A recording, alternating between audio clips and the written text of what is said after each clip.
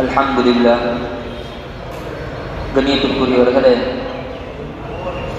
அல்லாஹ் தஆலா ஏதாவது ஒரு நல்லமல் செய்கிறதுக்கான வாய்ப்பை கொடுக்கிறதுங்கிறது ஒரு மிகப்பெரிய நனவு நம்மை நோக்கி வரப்போறதுக்கான சுப செய்தியாக இருக்குது. அல்லாஹ் தஆலா ஏதாவது ஒரு நல்லமல் செய்கிறதுக்கான வாய்ப்பு கொடுக்கிறது நம்மளை நோக்கி மிகப்பெரிய நனவு வரப்போறதற்கான சுப செய்தியாக இருக்குது. 2 ரக்காத் தொழுகிறதுக்கான வாய்ப்பு கொடுக்கிறது, குர்ஆன் ஓதுறதுக்கான வாய்ப்பு கொடுக்கிறது. இந்த மாதிரி தீனுடைய மஜ்லிஸ்ல உட்கார்ந்து தீனுடைய விஷயங்களை கேட்கறதுக்கான வாய்ப்பு கொடுக்கிறது, பேசுறதுக்கான வாய்ப்பு கொடுக்கிறது. இந்த மாதிரி எத்தனை நல்ல அமல்களுக்கான வாய்ப்புகள் அல்லாஹ் தஆலா கொடுக்குறானோ, எல்லா நல்ல அமல்களுக்கான வாய்ப்பு அப்படிங்கிறது அசல்ல உலக ரீதியாக மறுமை ரீதியாக ஒரு பெரிய நனவு நம்மை நோக்கி வரப்போகுதுங்கிறதுக்கான சுப செய்தியாக இருக்குது. எப்படி மண் வாசனைங்கிறது, குளிர்ந்த காற்றுங்கிறது மழை பெய்வதற்கான சுப செய்தியோ, மேகம் இருந்துருச்சு மண் வாசனையாக இருக்குது, அதே போல குளிர்ந்த காற்றடிக்குது, இது எதற்கான சுப செய்தி? மழை பெய்வதற்கான சுப செய்தி. அதே மாதிரி ஒரு 2 ரக்காத் தொழுகிறதுக்கான வாய்ப்பு அல்லாஹ் தஆலா கொடுக்கிறான். இது எங்களுடைய வாழ்க்கையுடைய ஏதோ ஒரு பிரச்சனை தீர போறதுக்கான சுப செய்தி. கொஞ்ச நேரம் தீனுடைய சபையில கலந்து கொள்றதுக்கான வாய்ப்பு கொடுக்கிறான். நம்முடைய பணத்தை அல்லாஹ்வுடைய பாதையில செலவு செய்யறதுக்கான வாய்ப்பு கொடுக்கிறான். குர்ஆன் ஓதுறதுக்கான வாய்ப்பு கொடுக்கிறான். இது நமக்கு நலவுகள் வரப்போறதுக்கான சுப செய்தியாக இருக்குது. நாங்கள் நல்லா ஞாபகம் வச்சுக்கணும், மேகம் மூட்டமாக ஆகி மண் வாசனை அடிச்சு குளிர்ந்த காத்தடிச்சு மழை கூட சில சமயங்கள்ல பெய்யாம போகலாம். ஆனா நல்ல மலுக்கான வாய்ப்பு அல்லாஹ் தஆலா கொடுத்ததுக்கு பின்பாக உலக ரீதியான மறுமை ரீதியான ஏதோ ஒரு நனவு ஏற்படாம இருக்கிறதுக்கு வாய்ப்பே கிடையவே கிடையாது. ஏன்னா அல்லாஹ் தஆலா இந்த உலகத்துல நிம்மதி, சந்தோஷம், கண்ணியம், வெற்றி, ஆரோக்கியம் இவைகளுக்கான ஒரே காரணமாக அமலை மட்டும்தான் வச்சிருக்கிறான். நிம்மதிக்கான விலை அமல், சந்தோஷத்துக்கான விலை அமல், கண்ணியத்துக்கான விலை அமல். ஒரு பொருளுக்கான விலை கொடுக்கப்பட்டா அந்த பொருள் கண்டிப்பாக கிடைக்கும்.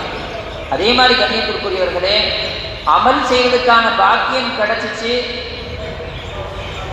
ஆனா அல்லாஹ் தஆலா நமக்கு உலக ரீதியாக மறுமை ரீதியாக எந்த ஒரு நலவையும் கொடுக்கல, எந்த ஒரு தீமையை விட்டும் அல்லாஹ் நம்மளை தடுக்கல. இப்படி நடக்கவே முடியவே முடியாது.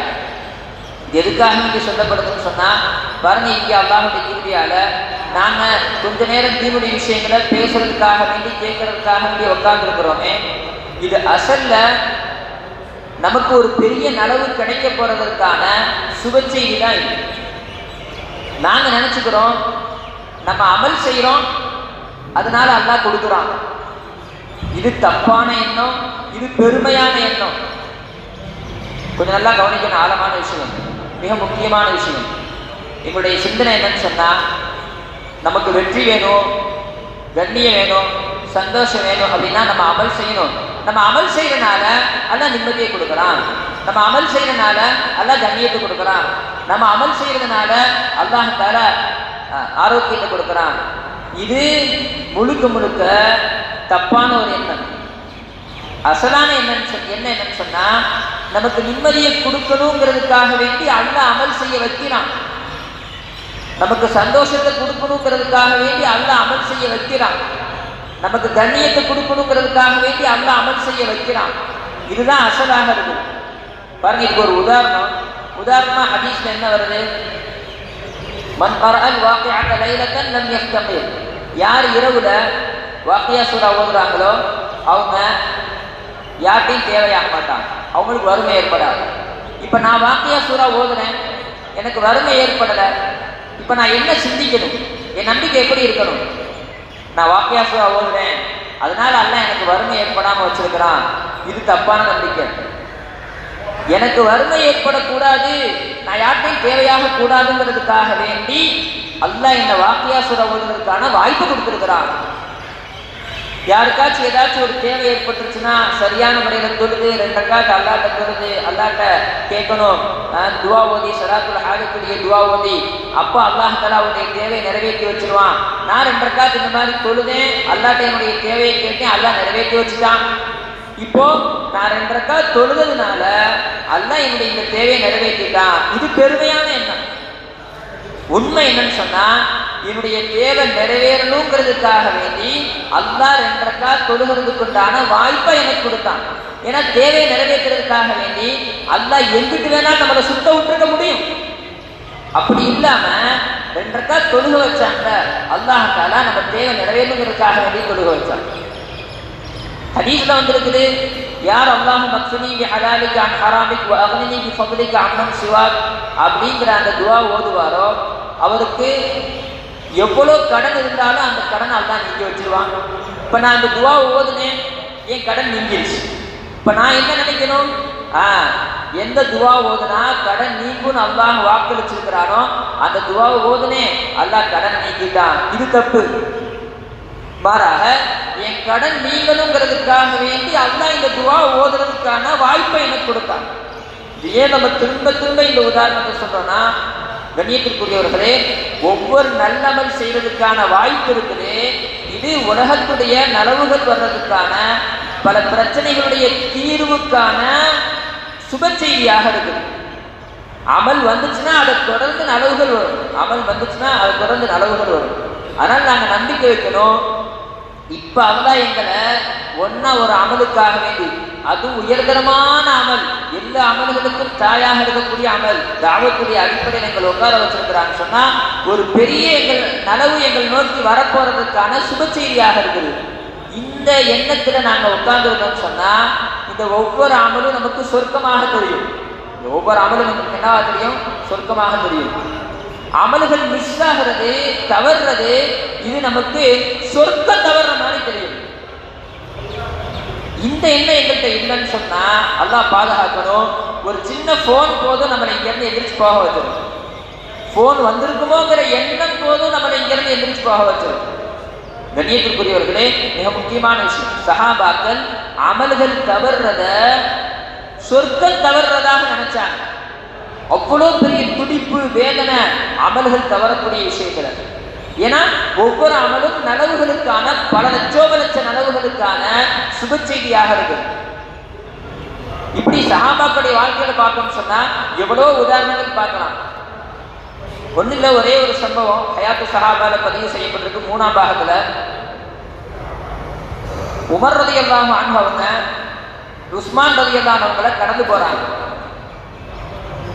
சஹாபாக்கள்கிட்ட அமலுடைய மதிப்பு, தீனுடைய சபைகளுடைய மதிப்பு, தீனுடைய விஷயங்களுடைய மதிப்பு எவ்வளவு ஆழமாக இருந்துச்சு. எதனால சஹாபாக்களுக்கு இவ்வளவு பெரிய அந்தஸ்து, கண்ணியம், இதை விளங்கணும். உஸ்மான் ரலியல்லாஹு அன்ஹு பள்ளிவாசல் இருக்கிறாங்க. உமர் ரலியல்லாஹு அன்ஹு அவங்கள கடந்து போறாங்க. அப்படி உமர் ரலியல்லாஹு அன்ஹு கடந்து போகக்கூடிய சந்தர்ப்பத்துல அவங்களுக்கு சலாம் சொல்றாங்க, அஸ்ஸலாமு அலைக்கும் சலாம் சொல்றாங்க. ஆனா உஸ்மான் ரலியல்லாஹு அவங்களுக்கு அதுக்கு பதில் சொல்லலைங்கிறத பார்த்தோன்னே உமர் ரலியல்லாஹு ரொம்ப வேதனைப்பட்டு, ஏன்னா நம்மளை பொறுத்த வரைக்கும் சலாம்ங்கிறது எப்படி மற்றவங்களுக்கு குட் மார்னிங் குட் ஈவினிங்க அதே மாதிரி நமக்கு சலாம். பதில் சொன்னார்னா அடுத்து சொல்லுவோம், இல்லைன்னா நம்ம பாட்டுக்கு போயிட்டே இருப்போம். இனி அடுத்து இவனை பார்த்தா சலாம் சொல்லக்கூடாது. ஆனா சஹாபாக்களுக்கு அது ஒரு அமல், அது ஒரு சொர்க்கம். நான் சலாம் சொன்னேன், இவர் எப்படி எனக்கு பதில் சொல்லாம இருக்கலாம்? இது சாதாரணமான விஷயம் இல்லை. வேற உலகத்திலேயே கோடியா இருந்தாலும் சரி, லட்சமா இருந்தாலும் சரி விட்டுடலாம். நான் சொன்ன சலாத்துக்கு பதில் சலாம் சொல்லுவேன். ஏன்னா சலாம் அப்படிங்கிறது தாவத்தாக இருக்குது, துவாவாக இருக்குது, இபாதத்தாக இருக்குது. மூணுமே சேர்ந்தது தான் சலாம். சலாம், தாவத். ஒரு பாவமான விஷயம் செஞ்சுட்டு இருக்காரு, நீங்க அவருக்கு சலாம் சொன்ன உடனே அந்த பாவத்தை அவர் விட்டுருவார். பாருங்க, பசங்க உட்காந்து பார்த்துட்டு இருக்கிறாங்க, நீங்க அந்த சைடு போகும்போது அஸ்ஸலாமு அலைக்கும் வரஹ்மத்துல்லாஹ் அப்படின்னா அந்த பசங்க வலைக்கும் சலாம், பீடி சிகரெட் குடிச்சிட்டு இருக்கிறாரு. நம்ம சொல்றோம் பார்த்தீங்களா, அந்த மாதிரி சலாம் சொன்னாலாம் தாவத்தாக ஆகாது. அப்படி போகக்கூடிய சமயத்துல அவர் பதில் அது பீடி குடிச்சுட்டே சொல்லிடுவார். அவர் நம்ம அப்படி சலாம் சொன்னோம்னு சொன்னா அவர் பீடி குடிச்சிட்டேன் அப்படின்டுவார். அது சலாமே கிடையாது. அது சலாத்தை கேவலப்படுத்துறது, இழிவுபடுத்துறது, சலாத்தை கேலி செய்வது. அல்லாஹ் பாதுகாக்கணும். அது தாவத்தாக ஆகாது. ஆனா அதே சிகரெட் குடிச்சிட்டு இருக்கவர்கிட்ட, போன் பார்த்துட்டு இருக்கவர்கிட்ட கடந்து போகக்கூடிய சமயத்துல அவரை முழுசா பார்த்து புன்சிரிப்பு சிரிச்சு அஸ்ஸலாமு அலைக்கும் வரஹ்மத்துல்லாஹி வ பரக்காத்துஹு சொல்லிட்டாருன்னா அவர் சிகரெட் எடுத்துனா ஜி சொல்லுங்க ஜமாத் தான் வந்துடுறேன். பின்னாடி இந்த சிகரெட் அப்படியே கரைஞ்சிக்கிட்டே இருக்கும். ஆனா அவர் நமக்கு முன்னாடி எடுத்து மறுபடியும் வாயில, ஏன்னா அந்த சலாம்ங்கிற தாவத் போயிருக்குது. அது அந்த முன்கரை தடுக்கும், அது அந்த பாவத்தை தடுக்கும். அங்கிருந்து அவர் கிளம்புற வரைக்கும் அந்த ஹராமான விஷயத்தை பார்க்க மாட்டாங்க, அந்த சிகரெட்டை குடிக்க மாட்டாரு. நீங்க அப்படியே வந்து பேச்சை இழுத்துக்கிட்டே இருந்தீங்கன்னா எந்திரிச்சு போயிடுவாங்க. சரி, இவங்க விடுற மாதிரி தெரியல. கண்ணியத்துக்குரியவர்களே, சலாம்ங்கிறது ஒரு தாவத், சலாம்ங்கிறது ஒரு இபாதத், அல்லாஹ்வுடைய பேர்ல உள்ள ஒரு பேர். சலாம்ங்கிறது துஆ. ஒரு நோயாளியாக இருக்கக்கூடிய நபரை பார்த்து உண்மையான உள்ளத்தோட உள்ளத்திலிருந்து சலாம் சொன்னோன்னா அஸ்ஸலாமு அலைக்கும் வரஹ்மத்துல்லாஹி வ பரக்காத்துஹு, அவர் நோயிலிருந்து குணமாக ஆயிடுவார். ஆனா அந்த மாதிரியான முறையில சலாம் வெளியேறும், அந்த யகீன்ல வெளியேறணும், குணமாயிடும். ஆக பாருங்க, அப்ப உமர் ரலியல்லாஹு அவங்க உஸ்மான் ரலியல்லாஹு அன்ஹை கடந்து போறாங்க, சலாம் சொல்றாங்க, அவங்க அதுக்கு பதில் சொல்றாரு. சரி அப்படியே விட்டுறலாமா? அதெல்லாம் விட முடியாது. நேரா அபூபக்கர் ரலியல்லாஹு அன்ஹு விட போறாங்க. அபூபக்கர் ரலியல்லாஹு அன்ஹு போனா அவங்க ஹலீஃபா, இந்த கேஸ் அவங்கள்ட்ட கொண்டு போறாங்க. இது முக்கியமான பிரச்சனை. அவங்க எத்தனை பிரச்சனையை பார்த்துட்டு இருக்கிறாங்க. இப்போ சொல்றாங்க, நான் உஸ்மான் ரலியல்லாஹு அன்ஹு கடந்து போனேன், நான் சலாம் சொன்னேன், அவர் அதுக்கு பதில் சொல்லல. அபூபக்கர் ரலியல்லாஹு அன்ஹு பார்த்தாங்க, என் மண்டல 1000 பிரச்சனை இருக்குது, இப்போ அவருக்கு உனக்கு சலாம் சொல்லாம இருக்கிறதா இது பிரச்சனையா? கேட்கல. என்னது சலாத்துக்கு பதில் சொல்லலையா? வர சொல்ல. இப்ப இதுதான் பெரிய பிரச்சனை. இந்த சம்பவத்துல ஒவ்வொரு கோணத்தையும் நாங்க சிந்திச்சு பார்த்து ஆச்சரியப்படுறோம். சஹாபாக்கள்கிட்ட அமலுடைய தரங்கிறது எவ்வளவு உயர்ந்த தரத்தில் இருந்துச்சு. உஸ்மான் ரலியல்லாஹு வந்தாங்க. வந்தோடனே அபூபக்கர் கேட்டாங்க, உங்களை உமர் ரலியல்லாஹு கடந்து போனாங்க, சலாம் சொன்னாங்க, நீங்க எதுக்கு பதில் சொல்லல? அப்ப சொன்னாங்க, உமர் என்ன கடக்கவும் இல்லை, எனக்கு சலாம் சொல்லவும் இல்லை, அந்த மாதிரி பதில் சொல்லாம நான் இருக்கோம். உமர் ரலியல்லாஹு சொன்னாங்க, நான் இவரை கடந்து போனேன், இவருக்கு சலாம் சொன்னேன், இவர் எனக்கு பதில் சொல்லல. இந்த உஸ்மான் ரலியல்லாஹுடைய கோத்திரத்தை சொல்லி சொன்னாங்க, இந்த கோத்திரத்தில் உள்ளவங்களே கொஞ்சம் அப்படி கெத்தலா இருப்பாங்க, சலாத்துக்கு பதில் சொல்ல மாட்டாங்க. முன்னாடி எடுத்து சொன்னாங்க, பின்னாடி போய் சொன்னாங்க. உஸ்மான் ரலியல்லாஹு சொன்னாங்க, இல்லை அப்படி நடக்கல. உடனே உமர் ரலியல்லாஹு என்ன செஞ்சாங்கன்னா, பாருங்க என்னென்னலாம் நடக்குது. நான் சத்தியமா சொல்றேன், நான் சலாம் சொன்னேன். உஸ்மான் ரலியல்லாஹு சொன்னாங்க, நான் சத்தியமா சொல்றேன், இவர் எனக்கு சலாம் சொல்லல. அபூபக்கர் ரலியல்லாஹு பார்த்தாங்க, இது ஏதாவது தீர்வு வரணும். அப்போ உஸ்மான் ரலியல்லாஹு சொன்னாங்க, இருங்க, என் வாழ்க்கையில ஒரு பெரிய சம்பவம் நடந்துச்சு, ஒரு பயங்கரமான சம்பவம், ஒரு பெரிய மறக்க முடியாத ஒரு சம்பவம். எனக்கு எப்போவெல்லாம் அந்த சம்பவம் ஞாபகத்துக்கு வந்துடுதோ அப்போ நான் என்ன செஞ்சுருவேன்னா, எனக்கு முன்னாடி என்ன நடக்குதுங்கிறதே எனக்கு தெரியாது. என் கண்ணெல்லாம் கண்ட மாதிரி ஆயிரும். நான் அப்படியே ஒரு சுய நினைவை இழந்த மாதிரி ஆயிடுவேன். ஒருவேளை இவர் என்னை கடந்து செல்லக்கூடிய சந்தர்ப்பத்தில் நான் அந்த நிலையில இருந்திருக்கலாம். எனக்கு அந்த சம்பவம் ஞாபகத்துக்கு வந்து நான் அந்த நிலையில இருந்திருக்கலாம். அப்ப இவர் என்னை கடந்திருக்கலாம், எனக்கு சலாம் சொல்லியிருக்கலாம், நான் பதில் சொல்லாம இருந்திருக்கலாம் அப்படின்னு சொல்லி என்ன செஞ்சாங்க சொன்னாங்க. அப்போ அபூபக்கர் கேட்டாங்க, அப்படி என்ன ஒரு பெரிய பிரச்சனை, முன்னாடி என்ன நடக்குது, ஏது நடக்குது, யாரு கடந்து போறா, எதுவுமே தெரியாத நிலைமைக்கு ஆளாகிற அளவுக்கு என்ன உங்க வாழ்க்கையில் நடந்துச்சு? இப்போ அவங்க சொன்னாங்க, ஒரு சந்தர்ப்பத்தில் நம்ம எல்லாம் உட்காந்துருந்தோம். அப்போ நபி ஸல்லல்லாஹு அலைஹி வஸல்லம் அவங்க பேசிட்டு இருக்கும்போது சொன்னாங்க, ஒரு திக்ர் இருக்குது, யார் துவா செய்யக்கூடிய சந்தர்ப்பத்தில் தன்னுடைய துவால அந்த திக்ரை சேர்த்து கொள்வாரோ அவருடைய துவாவுக்கு அல்லாஹ் கண்டிப்பா பதிலளிப்பான். அவருடைய துவாவை அல்லாஹ் கண்டிப்பா மறக்க மாட்டான். அந்த திக்ரை ஓதி துவா செஞ்சா கண்டிப்பா அல்லாஹ் அதை கபூல் செய்வான் அந்த துவாவை அப்படின்னு சொல்லிட்டு இருக்க ஒரு கிராமவாசி வந்தார். அவர் தீனுடைய அடிப்படையான விஷயம், ஈமானை பத்தி, இஸ்லாத்தை பத்தி கேட்கறதுக்காண்டி வந்தார். நபிசாசம் எந்திரிச்சு போய் அவர்கிட்ட பேசிட்டே இருந்தாங்க, பேசிட்டே இருந்துட்டு அப்படியே வீட்டுக்கு போயிட்டாங்க. அந்த திக்ர் இருக்குல்ல, எந்த திக்கரை ஓதுனா துவா கபூல் ஆகுமோ அந்த திக்கரை சொல்லாமலே போயிட்டாங்க. அவங்ககிட்ட கேட்கலான்னு நான் நினைச்சிட்டே இருந்தேன். ஆனா அதை கேட்கற முடியாம போச்சு, நபிசாசம் மௌத்தாயிட்டாங்க. இந்த விஷயம் எனக்கு எப்பெல்லாம் ஞாபகத்துக்கு வருதோ என் கண்ணு கட்டின மாதிரி ஆயிடுது, எனக்கு முன்னாடி என்ன நடக்குதுன்னே தெரிய மாட்டேங்குது, நான் சுய நினைவை இழந்துடுறேங்கிறான். இப்ப நமக்கு ஆச்சரியமா இருக்கு, என்ன நடந்துச்சு, எதுக்காண்டி? இப்ப நான் கூட ஏதோ அவங்க மகன் மௌத்தா போயிட்டாரு, அவங்க மனைவி மௌத்தா போயிடுச்சு, அல்லது அவருடைய வியாபாரத்துல கோடிக்கணக்கான நஷ்டம் ஏற்பட்டுருச்சு, அந்த மாதிரி ஏதாச்சும் ஒண்ணு சொல்லுவாங்கன்னு பார்த்தா நபியவங்களோட உட்காந்துருந்தாங்க. ஒரு திக்கரை செஞ்சு துவா செஞ்சா துவா கபூல் ஆகும் சொல்லப்பட்டுச்சு. அது என்ன திக்கருன்னு சொல்றதுக்குள்ள நபியவங்க போயிட்டாங்க. இதெல்லாம் ஒரு பெரிய விஷயமா நாங்கள் தான் எத்தனையோ தடவை தாலிமில் உட்காந்துருக்கிறோம்.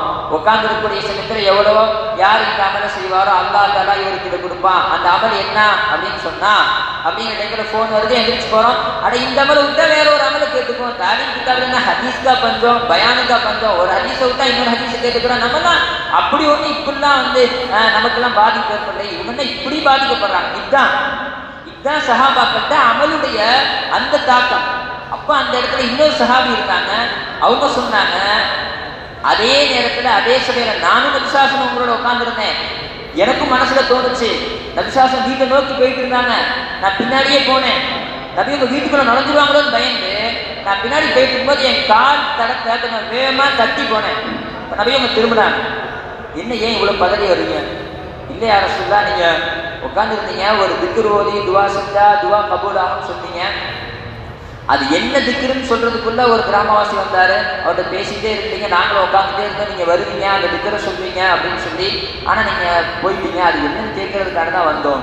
பாருங்க, இது இந்த இடத்துல விளங்க வேண்டிய விஷயம். நபி ஸல்லல்லாஹு அலைஹி வஸல்லம் அவங்க ஒரு தீனுடைய அதிகப்படியான விஷயத்தை சொல்லி கொடுத்துட்டு இருக்கும் போது, உம்மத்துக்கு தாலீம் சொல்லி கொடுக்கக்கூடிய சந்தர்ப்பத்துல, தீனுடைய அதிகப்படியான விஷயத்தை உம்மத்துக்கு தாலீம் சொல்லி கொடுக்கக்கூடிய சந்தர்ப்பத்துல, தீனுடைய அடிப்படையான விஷயத்தை ஈமான பத்தி, தொழுகையை பத்தி, இஸ்லாத்தை பத்தி கேட்கறதுக்காண்டி ஒரு நபர் வந்தாருன்னா இதை விட்டுட்டு நபி ஸல்லல்லாஹு அலைஹி வஸல்லம் அங்க போயிடுவாங்க. இது நபியவங்களுடைய பழக்கம். நானே இங்க முக்கியமான சபையில உட்கார்ந்து இருக்கிறேன், இந்த நேரத்துல வந்துட்டு இவர் ஈமான்னா என்ன, தொழுகனா என்ன கேட்கிறார், இப்ப அதுதான் முக்கியம். இது நபியுடைய பழக்கம். இது மாதிரி நபியவங்களுடைய வாழ்க்கையில் நிறைய நடந்திருக்குது. இப்ப நபி ஸல்லல்லாஹு அலைஹி வஸல்லம் அங்க போயிட்டாங்க. அந்த விஷயத்தை கேட்ட உடனே நபி ஸல்லல்லாஹு அலைஹி வஸல்லம் அது என்ன திக்ர் அப்படிங்கிறத அந்த சஹாபிக்கு சொல்லி கொடுத்தாங்க. இப்ப இதை கேட்டோடனே உஸ்மான் ரலியல்லாஹு அன்ஹுவுக்கு ரொம்ப சந்தோஷமாயிருச்சு, ரொம்ப ரொம்ப சந்தோஷமாயிட்டாங்க. அவங்க நிலைமைகள் எல்லாம் சரியாயிருச்சு. இப்ப நாங்க யோசிக்க வேண்டிய விஷயம் என்னன்னு சொன்னா, சஹாபாக்கள் இப்படித்தான் அமல்களுக்கு உண்டான பாக்கியத்தை சொர்க்கமாக பார்த்தாங்க. அமல்கள் தங்களை விட்டு தவறுறத இவங்க மிகப்பெரிய தண்டனையாக பார்த்தாங்க, சொர்க்கம் தன்னை விட்டு தவறுறதாக பார்த்தாங்க. அதனால நாங்க அல்லாஹ் தஆலா எங்களுக்கு அமல்களுக்கு அடுத்த அமல் செய்யக்கூடிய பாக்கியத்தை அல்லாஹ் தஆலா கொடுத்துட்டே இருக்கிறான். அதனால நாங்க என்ன செய்யக்கூடாதுன்னு சொன்னா, இதை சாதாரணமாக கருதக்கூடாது. இந்த அமல்கள் இருக்குது எங்களுக்கு மிகப்பெரிய நரவுகளுக்கான சுப செய்தியாக இருக்குது, மிகப்பெரிய பிரச்சனைகளுக்கான தீர்வாகும். வெளியேற்றக்கூடியவர்களே, நாங்க இங்க உட்கார்ந்து இருக்கிறோமே, இந்த மஜ்லிஸ் இருக்குது, இது ஈமானுடைய மஜ்லிஸாக இருக்கு. அசல் ஈமான் என்ன அப்படின்னு சொல்லி சொன்னா, எல்லாத்தையும் மறுக்கிறது, எதுவுமே இல்லை. உலகத்துடைய எல்லா தோற்றங்களையும், உலகத்துல இருக்கக்கூடிய எல்லா வஸ்துக்களுடைய வெளிப்படையாக தெரியக்கூடிய எல்லா தன்மைகளையும் முற்றிலுமாக முழுசாக வேரோட மறுக்கிறது. இதுதான் அசல் ஈமானாக இருக்கிறது. ஈமான் அப்படிங்கிறது அல்லாஹ்வுடைய வல்லமையை ஏற்றுக்கிறது இல்லை. அசல் ஈமான் ஈமான்கிறதே மறுக்கிறது. அல்லாஹ் அல்லாதவைகளை மறுக்கிறது தான் அசல் ஈமான். அல்லாஹ் அல்லாதவைகளை எவ்வளோ மறுக்கிறோமோ அவ்வளவுதான் அல்லாஹ்வை கொண்டு ஆகுங்கிற எண்ணம் எங்களுடைய உள்ளத்துல வந்து, இன்னைக்கு எவ்வளோ எங்கள்கிட்ட ஈமானுடைய விஷயத்துல பலவீனம் வந்துருச்சு, அல்லாஹ் பாதுகாக்கணும். இன்னைக்கு என்னன்னு சொன்னா, நம்முடைய ஈமான் எப்படின்னு சொன்னா, கொஞ்சம் நல்லா கவனிக்கணும். பாருங்க, துன்யால நம்ம ஜெயிக்கணும், துன்யால நம்ம நல்ல நிலைமையில இருக்கணும்னா துன்யாவுடைய விஷயத்துல அஸ்பாபுகள்ல முயற்சி செய்யணும். ஆகிரத்துல நம்ம நல்ல நிலைமையில இருக்கணும்னு சொன்னா ஆமால்கள்ல முயற்சி செய்யணும். எதுல முயற்சி செய்யறோமோ அது கிடைக்குங்க. துன்யால முயற்சி செஞ்சா துன்யா கிடைக்கும், ஆகிரத்துல முயற்சி செஞ்சா ஆகிரத்து கிடைக்கும். துன்யாவுடைய அஸ்பாபுகள்ல முயற்சி செஞ்சா துன்யா கிடைக்கும், ஆகிரத்துக்கு ஆமால்கள்ல முயற்சி செஞ்சா ஆகிரத்து கிடைக்கும். கண்ணியத்திற்குரியவர்களே, இதுதான் ஷிர்க். இதுதான் ஷிர்க். துன்யாவுடைய வெற்றிக்கு அஸ்பாபுகள், ஆகிரத்துடைய வெற்றிக்கு ஆமால்கள் பிரிச்சுட்டோம். அல்லாஹ் பாதுகாக்கணும், அல்லாஹ் பாதுகாக்கணும். இதுதான் நம்மளையும் முஷ்ரிக்குகளையும் ஒன்னா சேர்த்துருச்சு. நாங்க உறுதியா நம்புறோம், துன்யாவுடைய வெற்றிக்கும் ஆகிரத்துடைய வெற்றிக்கும் ஒன்னே ஒண்ணுதான், அது ஆமால்கள் மட்டும்தான். அது ஆமால்கள் மட்டும்தான். துன்யாவுடைய வெற்றிக்கு அஸ்பாபுகள், ஆகிரத்துடைய வெற்றிக்கு ஆமால்கள் அப்படிங்கிறது தான் இன்னைக்கு முஸ்லீம்களை கொண்டு போய் முஷ்ரிக்குகளோட சேர்த்துருச்சு. அல்லாஹ் பாதுகாக்கும். கடைசியில எங்களுடைய நம்பிக்கை எப்படி ஆயிடுச்சு? எல்லா தேவைகளையும் நிறைவேற்றி கொடுக்கிறவன் அல்லாஹ் தானே, ஆனா நம்மளும் முயற்சி செய்யணும். எல்லா தேவைகளையும் நிறைவேற்றி கொடுக்கிறவன் அல்லாஹ் தான், ஆனா நம்மளும் முயற்சி செய்யணும். இந்த வார்த்தை இருக்கிற ஈமானுடைய வெளிப்பாடு மாதிரி தெரியுது, ஆனா இது தெளிவான ஷிர்காக இருக்குது. எல்லாமே அல்லாஹ்வோட கையில தாங்க இருக்குது, ஆனாலும் நம்ம முயற்சி செய்யணுங்க. அதாவது என்னன்னு சொன்னா, அல்லாஹ் அவனுடைய வல்லமையை கொண்டு ஒரு விஷயத்தை செய்யணும்னா நம்முடைய முயற்சியின் பக்கமாக முஹ்தாஜாக இருக்கிறான். நம்ம முயற்சி இருந்தாலும் அவனால செய்ய முடியும். கண்ணியத்துக்குரியவர்களே, அஸ்பாபுகளை தேர்ந்தெடுக்கிறது இது அடியார்களுக்கு சொல்லப்பட்ட விஷயம். அல்லாஹ் ஒரு விஷயத்தை நடத்துறதுக்கு அடியார்கள் அந்த அஸ்பாபுல முயற்சி செய்யணுங்கிற தேவையே அல்லாஹ் கிடையாது. நம்ம என்ன ஆக்கிட்டோம்? அல்லாஹ்வையும் நம்மளோட சேர்த்துக்கிட்டோம். அல்லாஹ் பாதுகாக்கும். கண்ணியத்துக்குரியவர்களே, எதுவரைக்கும் முழுசா உலகத்துடைய எந்த சபபுகளை கொண்டு எதுவுமே ஆகாதுங்கிற உறுதியான எண்ணம் எங்களுடைய உள்ளத்துல வராதோ அது வரைக்கும் எங்களுடைய உள்ளத்துல இருக்கக்கூடிய ஷிர்க் நீங்காது. இது மிக முக்கியமான பாடம். இப்படியே நாங்க நினைக்க கூடாது. அல்லாஹ் தஆலா உலகத்துல எல்லா வஸ்துக்களையும் படைச்சு சில வஸ்துக்கள்ல அல்லாஹ் தஆலா பிரயோஜனத்தை முடிவு செஞ்சுட்டான், சில வஸ்துக்கள்ல அல்லாஹ் தஆலா பலனை அல்லாஹ் தஆலா வச்சுட்டான். அல்லாஹ் தான் அதுல பலனை வச்சிருக்கிறான். அல்லாஹ் சில வஸ்துக்களை படைச்சு அதுல பிரயோஜனத்தை, சில வஸ்துக்களை படைச்சு அதுல பலனை வச்சிருக்கிறான், அதுல பாதிப்பு வச்சிருக்கிறான். இந்த நம்பிக்கையும் ஷிர்காக இருக்குது. கண்ணியத்துக்குரியவர்களே, ஒவ்வொரு உலகத்துடைய படைப்புகள் அஸ்பாபுகள் எப்படி உலகத்துல அது வர்றதுக்கு அல்லாஹ்வின் பக்கமாக தேவையுள்ளதாக இருக்கிறதோ அதே மாதிரி அது தாக்கத்தை ஏற்படுத்தக்கூடிய விஷயத்திலும் அல்லாஹ்வின் பக்கமாக தேவையாக இருக்குது. சூரியன் இந்த உலகத்துக்கு வர்றதுக்கு அல்லாஹ்வின் பக்கமாக தேவை, அது ஒளி தர்றதுக்கும் அதே மாதிரி அல்லாஹ்வின் பக்கமாக தேவையாக இருக்குது. சந்திரன் இந்த உலகத்துக்கு வர்றதுக்கு அல்லாஹ்வின் பக்கமாக தேவையாக இருக்கிற மாதிரி அது ஒளி தர்றதுக்கும் அல்லாஹ்வின் பக்கமாக தேவையுள்ளதாக இருக்குது. கண்ணியத்திற்குரியவர்களே, அஸ்பாபுகள்ல இந்த உலகத்துடைய அஸ்பாபுகள்ல அல்லாஹ்வுடைய கட்டளை அப்படிங்கிறது எப்படி ஊடுருவி இருக்குன்னா உடம்புல உயிர் ஊடுருவி இருக்கிற மாதிரி.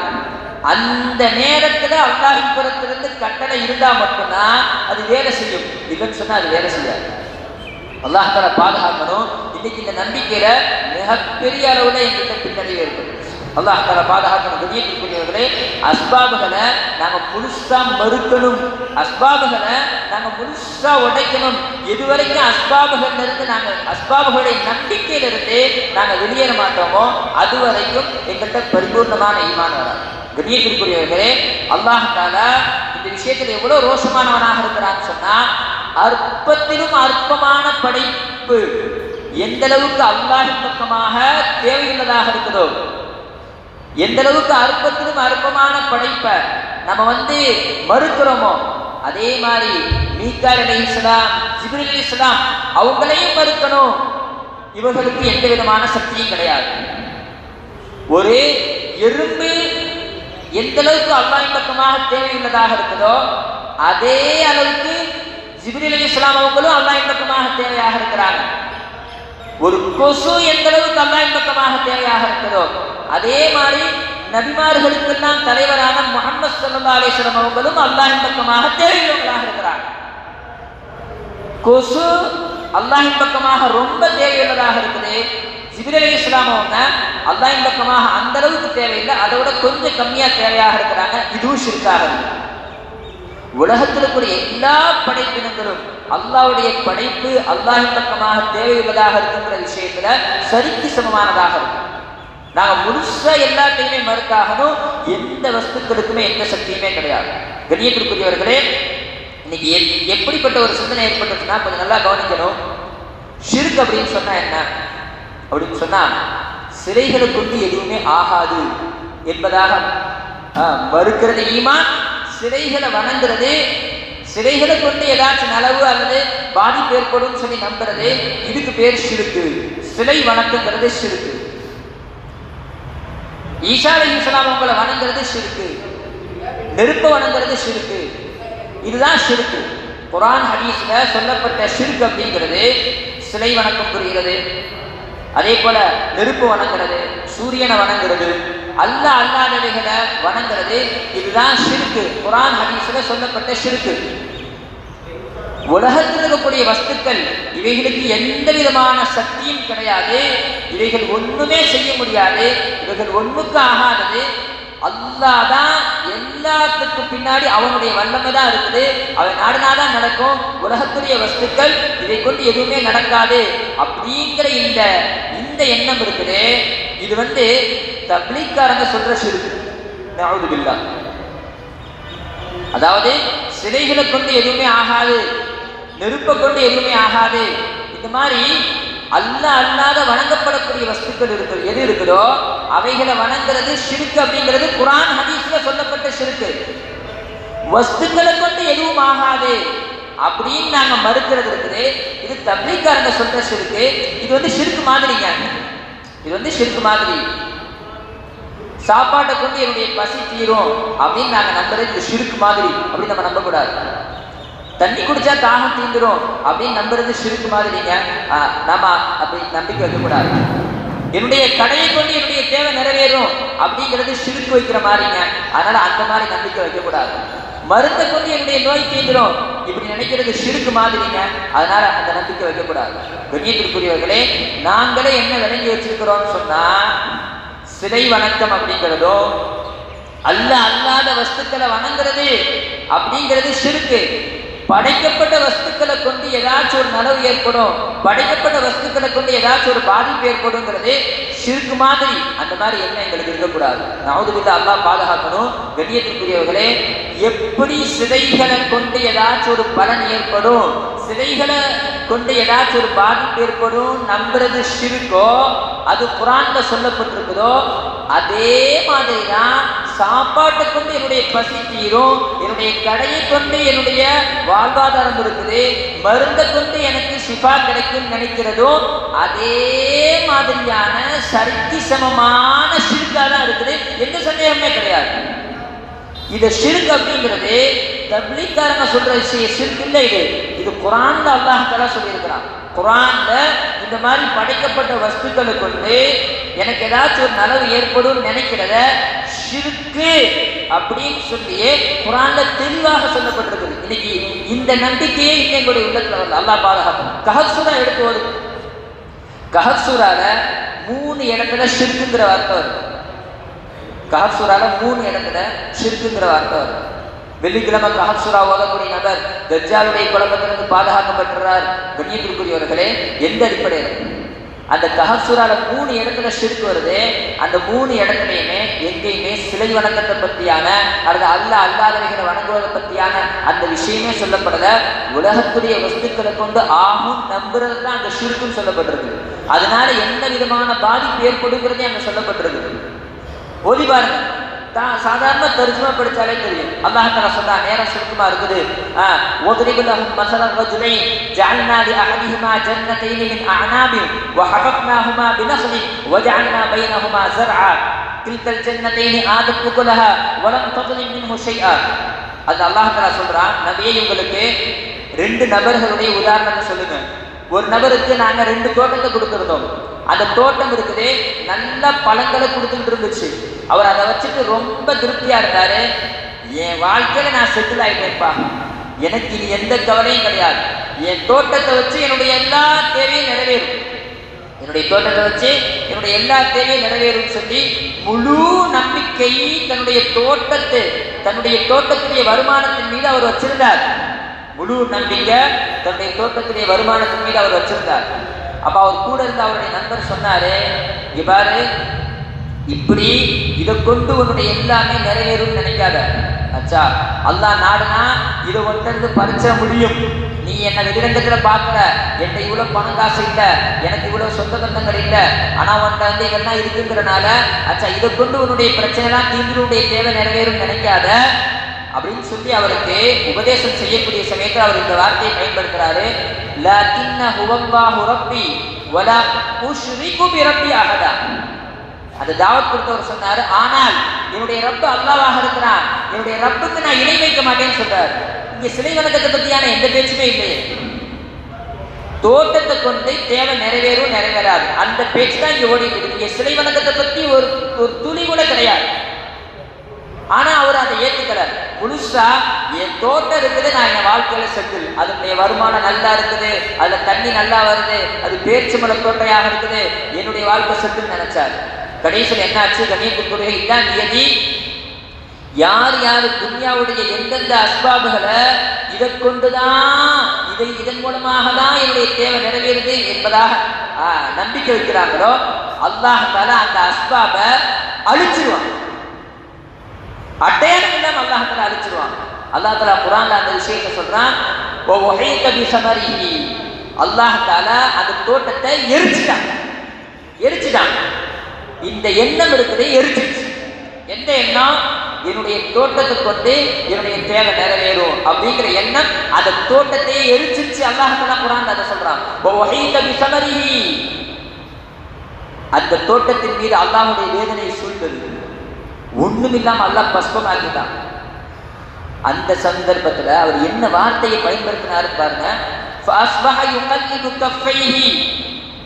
அவர் தன்னுடைய கையை அப்படியே பிரசந்துக்கிட்டு, ஆஹா, இந்த தோட்டத்துக்காண்டி எவ்வளவு வாழ்க்கையே கொடுத்தோம், இதை கொண்டு என் தேவையெல்லாம் நிறைவேறும் நினைச்சோம், இப்ப போச்சே இந்த தோட்டம் அப்படின்னு சொல்லி கையை பிரசந்துக்கிட்டு அவர் சொன்ன வார்த்தை என்ன தெரியுமா? அவர் கூறினார், யா லைதனி லம் உஷ்ரிக் பிரப்பி அஹதா, எனக்கு ஏற்பட்ட கை சேதமே, நான் அல்லாஹ்வுக்கு ஷிர்க் வைக்காம இருந்திருக்கலாமே அப்படின்னு சொல்றாரு. இங்க ஷிர்க் என்ன? எந்த சிலை வணக்கத்தை பத்தி இங்க பேச்சு இருக்குது? தோட்டத்தின் மீது நம்பிக்கை வச்சிருந்தாரு. எதன் மீது நம்பிக்கை வச்சிருந்தாரோ அல்லாஹ் ரோஷப்பட்டான். அந்த தோட்டத்தை எரிச்சிட்டான். அவர் என்ன சொல்லியிருக்கணும்? சரி, நான் என் நம்பிக்கையை இந்த மாதிரி வைக்காம இருந்திருக்கலாமே. மராக அவர் தெளிவா சொன்னாரு. அல்லாஹ் குர்ஆன்ல சொல்லி காண்கிறான், லம் முஷ்ரிக் பிரப்பி அஹதா, என் ரப்புக்கு நான் ஷிர்க் வைக்காம இருந்திருக்கலாமே. இங்க என்ன ஷிர்க் சொல்லப்படுது?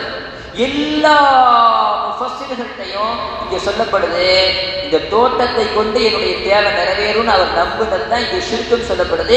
இந்த மாதிரி யாரெல்லாம் தன்னுடைய எந்த அஸ்பாபின் மீது, என் கடை இருக்கு, முடிஞ்சு போச்சு, என்கிட்ட இவ்வளவு சேவிங்ஸ் இருக்குது, என் வாழ்க்கையில் நான் செட்டிங்க, நான் என்கிட்ட இவ்வளவு இடங்கள் இருக்குது, எனக்கு வந்து என்மேல் எனக்கு எந்த தேவையும் இல்லை, எனக்கு பிரயோஜனம், என்னுடைய வாழ்க்கை செட்டில் ஆயிடுச்சு, அல்லாஹ் எரிச்சிருவான், அல்லாஹ் தஆலா அழிச்சிருவான், ஒண்ணுமில்லாம ஆக்கிடுவான். வாயை திறந்து சொல்ல வைப்பான், ஆஹா, நான் அல்லாஹ்வுக்கு ஷிர்க் செய்யாம இருந்திருக்கலாமே. கண்ணியத்திற்குரியவர்களே, உலகத்துடைய எந்த பலனையுமே, உலகத்துடைய எந்த வஸ்துவின் பக்கமாக இணைக்கிறத அல்லாஹ்வுக்கு பிடிக்கிறதே கிடையாது. அல்லாஹ்வுக்கு பிடிக்கிறது எந்த அளவுக்குன்னு சொன்னா, நபி ஸல்லல்லாஹு அலைஹி வஸல்லம் அவங்க கூட தன்னோட எதையுமே இணைக்கிறத அல்லாஹ் விரும்பல. நபியுடைய ஈமான் எப்படிப்பட்டது? ஒவ்வொரு நாளும் உயர்ந்துட்டு இருந்த ஈமான். ஆனா அந்த நபி தன்னோட ஒரு விஷயத்தை இணைக்கிறத அல்லாஹ் தஆலா பிரியப்படல. யூதர்கள் முஸ்லிம்களை ஏவி விட்டாங்க. நீங்க போய் அந்த நபிகிட்ட கேளுங்க, துல்கர்னைன் மன்னர்னா யாரு, கஹஃபாசிகள்னா யாரு, இந்த மாதிரி சில கேள்விகளை கேட்டு அனுப்பிச்சு விட்டாங்க. ரூஹ்னா என்ன? இப்ப அவங்க வந்து கேட்டாங்க இந்த கேள்வி. இப்ப எப்பவுமே இந்த மாதிரி வேலை பார்த்துட்டே இருப்பாங்க.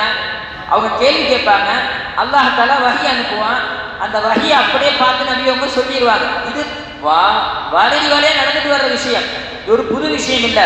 இந்த மாதிரி ஏதாவது சிக்கலான கேள்வி கேட்கிறதோ, அல்லாஹ் தஆலா அதுக்கு வஹி இறக்குறதோ, இது நடந்துட்டு இருந்த விஷயம். அந்த அடிப்படையில் நபி அவங்க சொன்னாங்க, நாளைக்கு நான் சொல்றேன்னு சொன்னாங்க. நாளைக்கு நான் இந்த விஷயத்தை சொல்றேன். அல்லாஹ் தஆலா 15 நாளைக்கு வஹியே நிப்பாட்டிட்டான். வஹியே வரல. என்னன்னா, நபி தன்னோட இந்த விஷயத்தை சம்பந்தப்படுத்திட்டாங்க. நாளைக்கு நான் சொல்றேன். இந்த இடத்துல கண்டிப்பாக நாம இப்படி நினைக்கவே முடியாது. நபியவங்க தன் புறத்திலிருந்து அல்லாஹ் எதுவுமே எனக்கு அறிவிச்சு கொடுக்காம நானே என் புறத்திலிருந்து சொல்றேன் அப்படிங்கிற எண்ணத்துல சொல்லியிருப்பாங்கன்னு நம்ம சொல்லவே முடியாது. நபியவங்க கண்டிப்பா அந்த சந்தர்ப்பத்துல சொன்னது எந்த அடிப்படையில தான் சொன்னாங்கன்னா, அல்லாஹ் எனக்கு வஹி அறிவிச்சிருவான், நான் என்ன செய்யறேன் சொல்லுவேன் அப்படிங்கிற எண்ணம் தான் கண்டிப்பா 100% நபியுடைய உள்ளத்துல இருந்துச்சு. ஆனா அது வாயில மட்டும் வரல. இந்த உம்மத்துக்கு அல்லாஹ் தஆலா பாடம் படிச்சு கொடுக்கறதுக்காக வேண்டி சொல்லிட்டாங்க. நாளைக்கு நான் சொல்றேன் இதெல்லாம் பிடிக்கல. 15 நாள் வகை நின்றுச்சு. வந்து கேட்டிருக்கிறாங்க, நாளைக்கு சொல்றேன் என்னாச்சு? நபி அவங்க பரேஷான் ஆயிட்டாங்க. அல்லாஹ் 15 நாள் கழிச்சு வகை அனுப்புறான். அவங்க கேட்ட கேள்விக்கு பதில் அனுப்பல. அவங்க கேட்ட முதல் வகை வருது, வலா தகூலன்ன லிஷைஇன் இன்னி ஃபாயிலுன் ذلك غدا இல்லா இன்ஷா அல்லாஹ். நபியே, நாளைக்கு நான் செய்வேன் ஒரு விஷயத்தை சொல்றதா இருந்தா அல்லாஹ் நாடினால் அப்படிங்கிறத சொல்லாம நீங்க அதை சொல்லக்கூடாது. இது அல்லாஹ்தாலா முதல் சொல்லிட்டு அதுக்கப்புறம் எல்லாத்துக்கும் அல்லாஹ்தாலா பதில் சொன்னோம். கண்ணியத்திற்குரியவர்களே, அப்ப நாங்க யோசிக்கணும், நபிமார்களுக்கெல்லாம் தலைவராக நபி ஸல்லல்லாஹு அலைஹி வஸல்லம் அவங்களோட ஒரு சாதாரண விஷயத்தை கூட சம்பந்தப்படுத்துறத, நபியுடைய ஜாத்தோட சம்பந்தப்படுத்துறத அல்லாஹ்தாலா விரும்புறன்னு சொன்னா, இன்னைக்கு காலையில இருந்து நைட்டு வரைக்கும் நாம எத்தனை விஷயங்களை இதை கொண்டாயிரும் கண்ணியத்துக்குள்ளே சம்பந்தப்படுத்திட்டே இருக்கிறோம். நல்லா நாங்க உறுதியா நம்பிக்கை வைக்கணும். அல்லாஹ் நாடலன்னு சொன்னா உலகத்துல ஹிதாயத்துக்குண்டான உயர்ந்த சபபு இருந்துமே கூட அல்லாஹ்தாலா ஹிதாயத் இல்லாம ஆக்க முடியும். கொஞ்சம் யோசிக்கணும். ஹிதாயத்துக்கான உயர்ந்த சபபு யாரு? சபபு நபி ஸல்லல்லாஹு அலைஹி வஸல்லம். நபியை விட ஹிதாயத்துக்கு உயர்ந்த சபபு யாருமே கிடையாது. அந்த நபி ஸல்லல்லாஹு அலைஹி வஸல்லம் தனக்கு உறுதுணையாக இருந்த உதவியாக இருந்த சச்சா அபூ தாலிப் அவங்களுக்கு ஹிதாயத் கிடைக்கணுங்கிறதுக்காண்டி துடிக்கிறாங்க, அழுகுறாங்க. ஹிதாயத்துடைய இவ்வளவு உயர்ந்த சபப் துடிக்குது, அழுகுது. அல்லாஹ் தஆலா ஹிதாயத் எல்லாம் மௌத்தாக்கி சொன்னா, இன்னக லா தஹ்தி மன் அஹ்பப்த வலாக்கின் அல்லாஹ் யஹ்தி மன் யஷா. அதே சந்தர்ப்பத்துல கண்ணியத்திற்குரியவர்களே, அதே நபியுடைய இன்னொரு சச்சா ஹம்ஸா ரலியல்லாஹு அவங்கள ஷஹீதாக்கின வஹ்ஷி, இவரை நபியவங்க சொன்னாங்க, இவரை எங்க பார்த்தாலும் கொல்லுங்க, காபத்துல்லாவுடைய திரையை பிடிச்சிருந்தாலும் அங்க வச்சு கொல்லுங்க என்பதாக நபியவங்க சொன்னாங்க. அல்லாஹ் முடிவு செஞ்சா அவருக்கு ஹிதாயத் கொடுக்கணும் என்பதாக என்ன ஏற்பட்டுச்சு? அவருக்காக வேண்டிய ஆயத்து மேல ஆயத்து இறக்கி அல்லாஹ் தஆலா வஹ்ஷி ரலியல்லாஹு அவங்களுக்கு ஹிதாயத்தை கொடுத்தாங்க. நபி அவங்க யாருக்கு ஹிதாயத் கிடைக்கணும்னு அழுதாங்களோ அவங்களுக்கு அல்லாஹ் ஹிதாயத்தை கொடுக்கல. நபி அவங்க யாரை கொல்லணும்னு தீர்ப்பளிச்சுட்டாங்களோ அல்லாஹ் தஆலா அவங்களுக்கு ஹிதாயத்தை கொடுத்தாங்க. கண்ணியத்திற்குரியவர்களே, அல்லாஹ் நாடுனானா ஹிதாயத்துடைய உயர்ந்த சபபு இருந்துமே கூட அல்லாஹ் தஆலா ஹிதாயத் இல்லாம ஆக்க முடியும். அல்லாஹ் நாடுனான்னு சொன்னா வலாலத்துடைய வலிகேட்டுடைய உயர்ந்த சபபு இருந்துமே கூட அல்லாஹ் ஹிதாயத்தை கொடுக்க முடியும். ஒரு நபர் போய் சிலையை கும்பிட்டாரு நபிசாசனுடைய காலத்துல. அந்த சிலை அவர்கிட்ட பேசிச்சு, என்ன ஏன் கும்பிட்டு இருக்கிற, போ அங்க நபி இருக்கிறாங்க, அவங்கள போய் நீ ஏத்துக்க, அந்த நபி கொண்டு வந்த மார்க்கத்தை ஏத்துக்க, அதுதான் உண்மையான மார்க்கம். வலிகேட்டுடைய மிகப்பெரிய சபபு சிலை. அந்த சிலை தாவத் கொடுக்குது. என்னன்னு சொன்னா அல்லாஹ் ஏற்றுக்கணும் என்பதா. கண்ணியத்திற்குரியவர்களே, இதுக்காக என்னன்னு சொன்னா அல்லாஹ் தஆலா அணுவணுவாக தன்னுடைய கையில மட்டும்தான் அல்லாஹ் தஆலா வச்சிருக்கிறான். அல்லாஹ் தஆலா யாருடைய கையில எந்த நிலைமையும் எந்த பாதிப்பையும் அல்லாஹ் தஆலா கொடுக்கவே கிடையாது. அப்ப நாங்க அஸ்பாபுகளை விட்டுருலாமா? கண்ணியத்திற்குரியவர்களே, உலமாக்கள் தெளிவா கிதாபுல எழுதியிருக்காங்க, தர்குல் அஸ்பாபி வலாலத்துன், அஸ்பாபுகளை விடுவது வழிகேடு. யகீனுல் அஸ்பாபி ஷிர்குன், அஸ்பாபுகளின் மீது நம்பிக்கை வைப்பது என்பது ஷிர்காக இருக்கு. இப்ப நாங்க என்ன செய்யணும்னு சொன்னா, அஸ்பாபுகளை நாங்க தேர்ந்தெடுத்துட்டு நாங்க நம்பிக்கை வைப்போம், அல்லாஹ் தான் இதுல தாக்கத்தை ஏற்படுத்துறான். அப்ப என்னன்னு சொன்னா, சாப்பிட்டதுனால பசி தீரல, இந்த சாப்பாட்டுல எந்த சக்தியும் இல்லை அப்படின்னு நினைச்சதுனாலதான் பசி தீர்ந்துச்சு. மருந்தின் காரணமாக எங்களுடைய நோய் நீங்கல, இந்த மருந்தை கொண்டு நோய் நீங்காது அப்படின்னு நாங்க மருந்துக்கு எந்த சக்தியும் இல்லை மறுத்ததுனால அந்த நோயை நீக்கிறாங்க. கண்ணியத்திற்குரியவர்களே, ஒவ்வொரு அஸ்பாபையும் நாங்க எடுத்துக்கொண்டு அந்த அஸ்பாபுக்கு தாக்கம் இல்லைன்னு மறுத்தோம்னா அல்லாஹ் தஆலா அந்த அஸ்பாபை என்ன செய்ய வைக்கிறான்னு சொன்னா வேலை செய்ய வைக்கிறான். கண்ணியத்திற்குரியவர்களே, ஆக நான் அஸ்பாபுகளை என்ன செய்யணும் எடுத்துக்கொண்டு, சஹாபாக்கள் எப்பவெல்லாம் அஸ்பாபுகளே இல்லாம அல்லாஹ்வுடைய யகீனோட மட்டும் இருந்தாங்களோ அந்த எல்லா போர்களையுமே சஹாபாக்களுக்கு அல்லாஹ் தஆலா வெற்றி கொடுத்தா, அல்லாஹ் புரிய வச்சா, இந்த இந்த இந்த யகீனுக்காக வேண்டிதான் நான் உங்களுக்கு வெற்றியை கொடுக்குறேன்.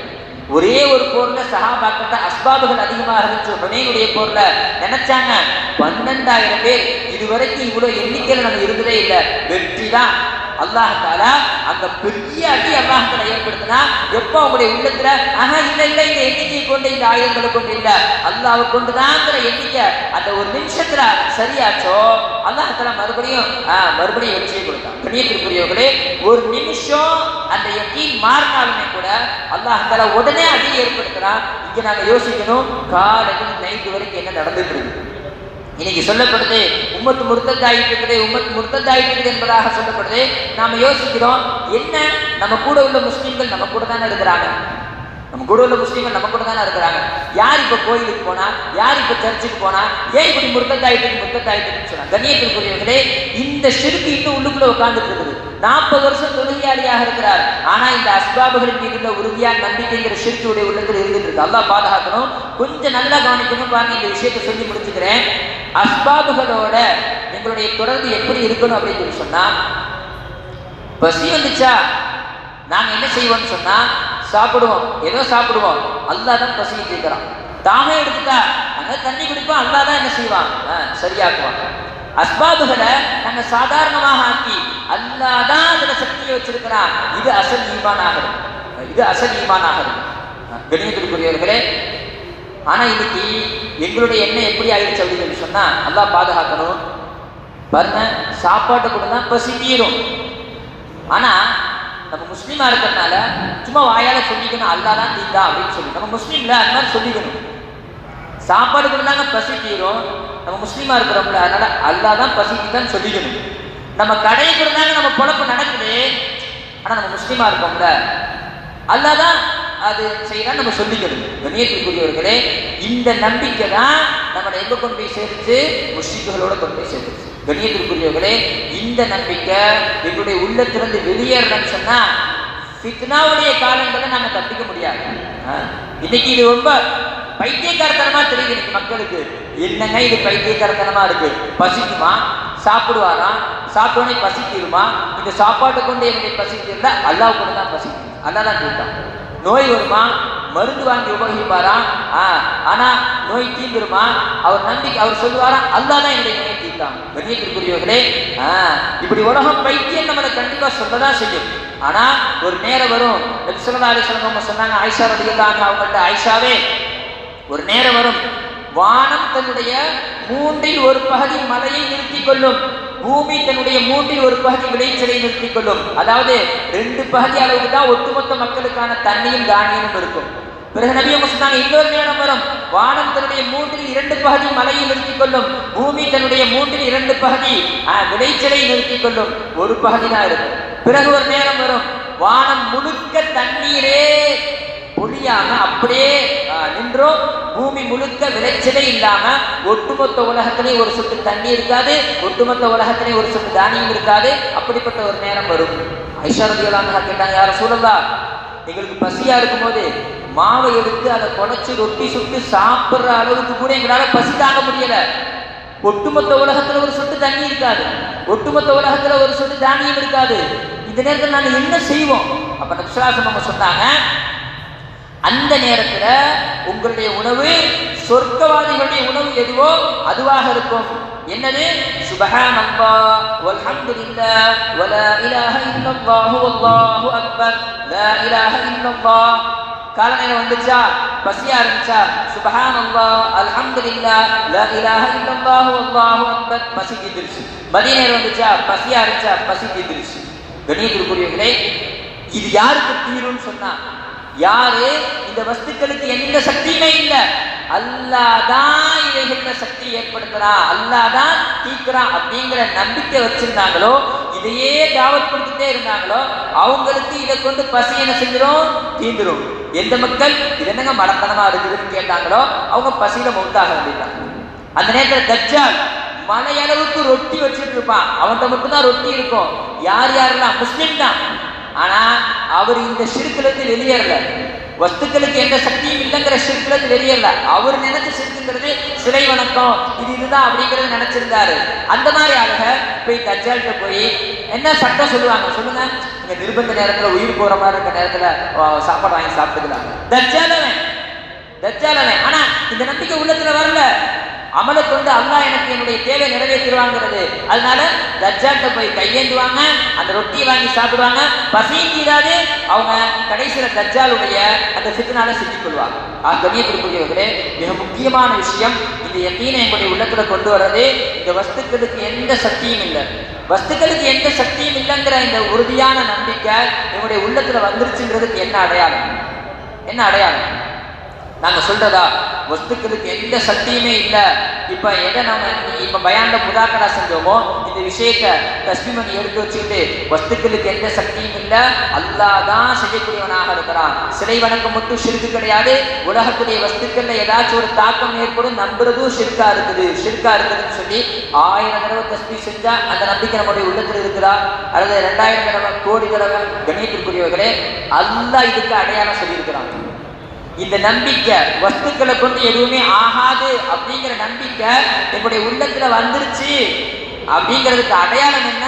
அல்லாஹ் ஒரு ஆயத்துல சொல்றான், இன்னமல் முஃமினூன அல்லதீன ஆமனூ பில்லாஹி வ ரசூலிஹி சும்ம லம் யர்தாபு. முஃமின்கள் யாருன்னு சொன்னா அல்லாஹை கொண்டும் அவருடைய ரசூலை கொண்டும் ஈமான் கொண்டவர்கள், பிறகு அவங்களுக்கு கொஞ்சம் கூட சந்தேகமே இருக்காது. இந்த சந்தேகம் கொஞ்சம் கூட இல்லாம அல்லாஹ் தான் அப்படிங்கிற ஈமான் ஒரு நபர்கிட்ட இருக்கிறதுக்கு அடையாளம் என்னன்னு சொன்னா வஜாஹது பி அம்வாலிஹிம் வ அன்ஃபுஸிஹிம் ஃபீ ஸபீலில்லாஹ், தங்களுடைய செல்வங்களாலும் தங்களுடைய உயிர்களாலும் அல்லாஹ்வுடைய பாதையில போய் அவங்க உழைப்பு செய்வாங்க.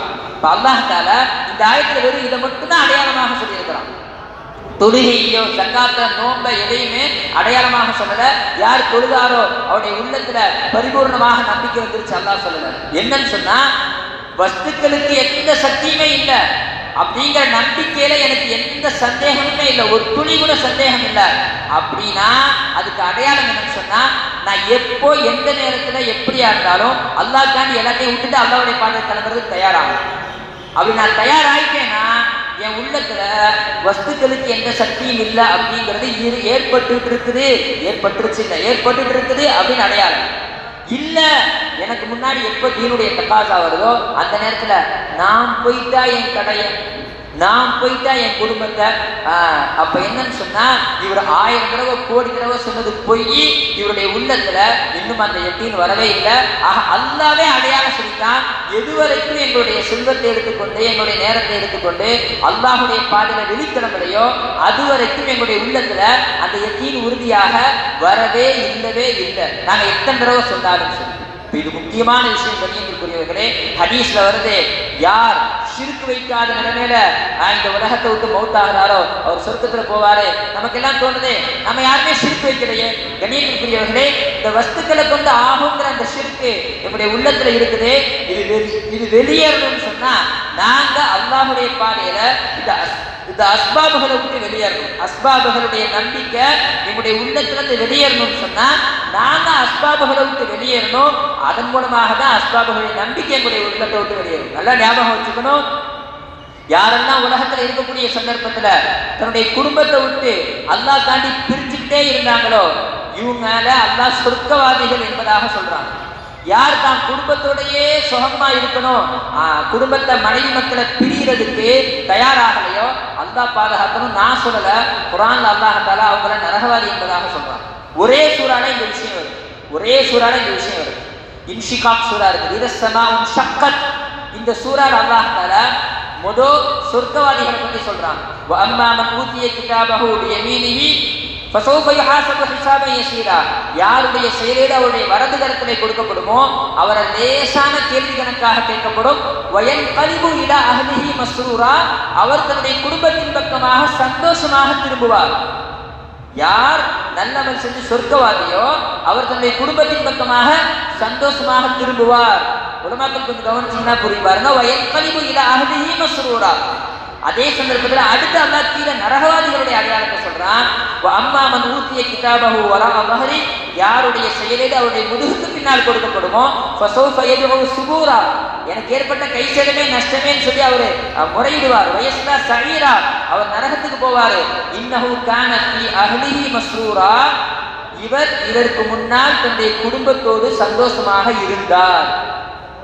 நரகவாதிகளை பற்றி சொல்லும் போது இவர் இதுக்கு முன்னாடி உலகத்துல குடும்பத்தோட சந்தோஷமாக இருந்தார் என்பதாகவும், சொர்க்கவாதிகளை பற்றி சொல்லும்போது இவர் தன்னுடைய குடும்பத்தின் பக்கமாக சந்தோஷமாக திரும்புவார் அப்படின்னு சொல்ல வேண்டிய அவசியம் இருந்தது. கணித்துக்குள்ளே ரொம்ப முக்கியமான விஷயம் நாங்கள் யோசிக்கணும். இன்னைக்கு எங்களுடைய குடும்பம், எங்களுடைய வியாபாரம் அல்லாஹ்வுடைய பாதையில கிளம்புறதுக்கு எங்களுக்கு தடையாக இருக்குது. ஆனா அல்லாஹ் தஆலா சொல்றான், நரகவாதிகளுடைய அடையாளம் தான் இது. என்னன்னு சொன்னா, அவங்க குடும்பத்தோட சந்தோஷமா இருந்துகிட்டு இருந்தாங்க. கண்ணியத்திற்குரியவர்களே, அப்ப குடும்பத்தோட சந்தோஷமாக இருக்கிற கூடாதுங்கிறது இல்லை, அது தீன். ஆனா அந்த குடும்பத்தோட சந்தோஷமாக இருக்கணுங்கிற அந்த எண்ணம், அந்த ஆசை அல்லாஹ்வுடைய பாதையிட்டும் எங்களை தடுக்கக்கூடியதாக இருந்துச்சுன்னா அல்லாஹ்விடமிருந்து வேதனை வருவதை எதிர்பார்க்கும். இதைத்தான் நம்முடைய உலமாக்கள் சொல்றாங்க, உம்மத் முர்த்தத்தாயிட்டு இருக்கக்கூடிய சந்தர்ப்பத்துல ஹலாலான வியாபாரத்துல ஈடுபடுறதும் அல்லாஹ் தஆலாவிடமிருந்து அதாப் வர்றதுக்கான முக்கியமான காரணமாகும். நான் ஹலால தான் சம்பாதிக்கிறேன் என்பதாக இந்த மாதிரி சந்தர்ப்பத்தில் சொல்ல முடியாது. அதனால நாங்க எங்களுடைய உள்ளத்தில் இருக்கக்கூடிய ஷிர்க் வெளியேறதுக்காக வேண்டி உம்மத்தில் இருக்கக்கூடிய இருத்திதார் இது இது உடையிறதுக்காக வேண்டி நாங்க அல்லாஹ் தஆலாவுடைய பாதையில கிளம்புறதுக்கு அவசியமாக இருக்குது. சொல்லுங்க இன்ஷா அல்லாஹ். யாரெல்லாம் அல்லாஹ்வுடைய கிருபையால 3 தடவை நாங்க அல்லாஹ்வுடைய பாதையில 4 மாசம் முடிச்சிட்டோமோ, 5 மாசம் பாரிக்காண்டி சொல்லுங்களேன் இன்ஷா அல்லாஹ். மாஷா அல்லாஹ், அல்லாஹ் தஆலா கபூல் செய்வானா.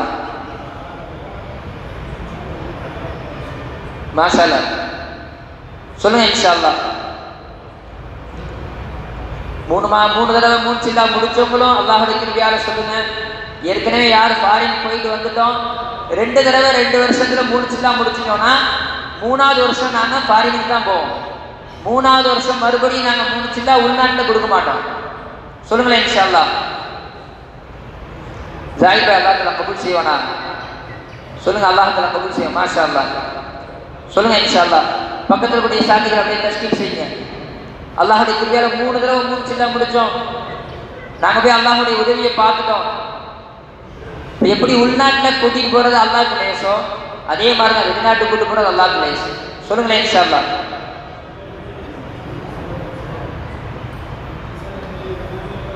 அமீர் சார் சொல்லுங்களேன் இன்ஷா அல்லாஹ்.